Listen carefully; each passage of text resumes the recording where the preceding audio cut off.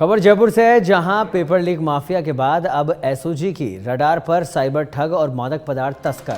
6 महीने में आरपीएससी और कर्मचारी चयन बोर्ड की भर्ती परीक्षाओं की जांच में उलझे थे एसओजी के अधिकारी। पिछले 6 महीने से आपराधिक गतिविधियों की जानकारी जिला पुलिस व क्राइम ब्रांच को दे रही थी, लेकिन अब एसओजी के अधिकारी फिर से एक्शन में आ गए हैं। अब एसओजी ने फिर से तस्करों और साइबर ठगों के खिलाफ कार्रवाई शुरू कर दी है। नशे के प्रति जीरो टॉलरेंस नीति के हिस्से के रूप में भी एसओजी अब काम करेगी। इस नीति के तहत नशे से जुड़े मामले पर कड़ी निगरानी रखी जा रही है। हाल ही में एसओजी ने साइबर ठगी करने वाले गिरोह के 15 आरोपियों को गिरफ्तार किया था और 13 लाख रुपए, 27 मोबाइल फोन, 43 डेबिट कार्ड और 39 पासबुक बरामद किए थे। एसओजी टीम ने जोधपुर में भी 508.67 ग्राम अवैध एमडी बरामद कर 3 तस्करों को दबोचा। खबर पर अधिक जानकारी के लिए हमारे साथ जुड़ गए हैं हमारे विशेष संवाददाता ओम प्रकाश शर्मा। ओम प्रकाश, एसओजी अब एक बार फिर से तमाम तस्करों की धरपकड़ में जुट गई है। पहले व्यस्त थी पेपर लीक से जुड़े प्रकरणों को देखने में, लेकिन अब वापस से कमान संभाल ली है। क्या कुछ अपडेट, किस तरह की कार्रवाई और किस तरीके का पूरा रोड मैप बनाया गया है?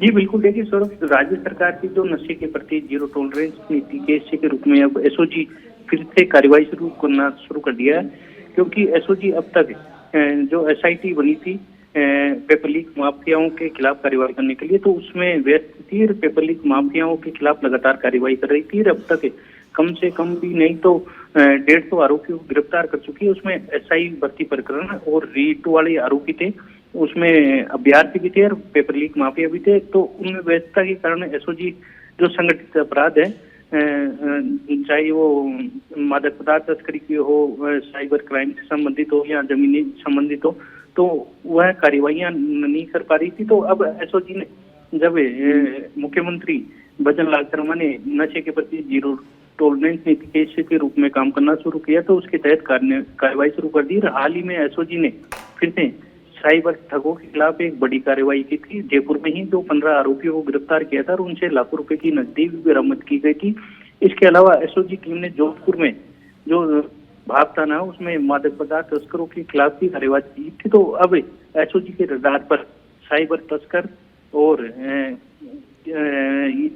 मादक पदार्थ तस्कर के अलावा जो अन्य अपराधी है, संगठित अपराध करने वाले, वो भी रडार पर आ गए हैं। सौरभ, ठीक है, अभी क्या कुछ एक्शन प्लान ओम प्रकाश, इस जब आप कह रहे हैं कि साइबर ठगों पर और मादक पदार्थ जो तस्करी करते हैं तस्करों पर कार्रवाई की जाएगी अब आगे, तो क्या टीमों का गठन किया गया है? किस तरह से प्लान किया गया है इस पूरे प्रोसेस को अब? जी बिल्कुल, देखिए सौरभ, इस मामले में जो एसओजी के एडीजी हैं वीके सिंह, उन्होंने एक विशेष प्लान तैयार किया गया है और एडिशनल एसपी है, उनके नेतृत्व में अलग अलग टीमें तैयार की है। तो उनको एक विशेष आदेश दिए गए हैं कि जो संगठित अपराध करने वाले बदमाश हैं उनके खिलाफ भी अब पेपर लीक माफियाओं के अलावा उनके खिलाफ भी कार्रवाई करनी है। तो उस मामले में अलग अलग टीमें बनाकर एसओजी ने कार्रवाई शुरू कर दी है। ठीक है, चलिए, बहुत बहुत धन्यवाद ओम प्रकाश इस तमाम जानकारी के लिए।